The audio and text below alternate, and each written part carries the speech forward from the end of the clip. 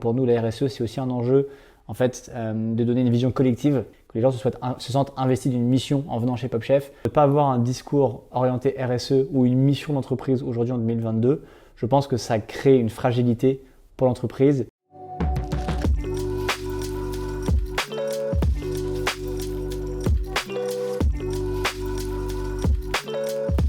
François Defit, le cofondateur et co-CEO de Pop Chef. Pop Chef, c'est un concept de cantine digitale qui cherche à réinventer la cantine d'entreprise en la rendant plus simple et plus écolo.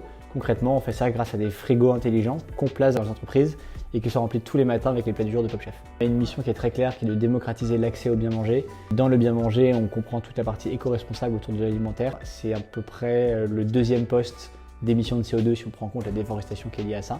La valeur qui est très forte chez nous, c'est la transparence. Assumer qu'on ne peut pas être parfait dans un secteur. On fait un rapport RSE chaque année où on assume ce qu'on fait mal également en RSE. Notre produit en tant que tel déjà économise 40% de CO2 par rapport à un restaurant d'entreprise classique. Et ça, on le sait grâce à un audit d'impact. Quelque chose que n'importe quelle entreprise pourrait faire.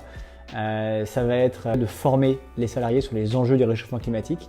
Tant qu'on n'a pas les ordres de grandeur, on ne sait pas de quoi on parle et on ne sait pas ce qui est important, ce qui est prioritaire. La fresque du climat, c'est un super moyen de mettre tout le monde au même diapason et de comprendre les ordres de grandeur. On a également lancé une série pour aussi en parler à tout le monde et pour partager les bonnes pratiques. C'est très important pour chaque entreprise de faire son bilan carbone. C'est pas très cher à faire, c'est subventionné par l'ADEME et c'est d'ailleurs même obligatoire passer une certaine taille d'entreprise. On essaye également de limiter l'impact du transport. Donc typiquement le séminaire, on ne part pas le faire à Marrakech, on part le faire dans la campagne française. Ça va aussi être le numérique. Il est très important d'utiliser des solutions reconditionnées, de ne pas acheter 25 000 tonnes de matériel neuf.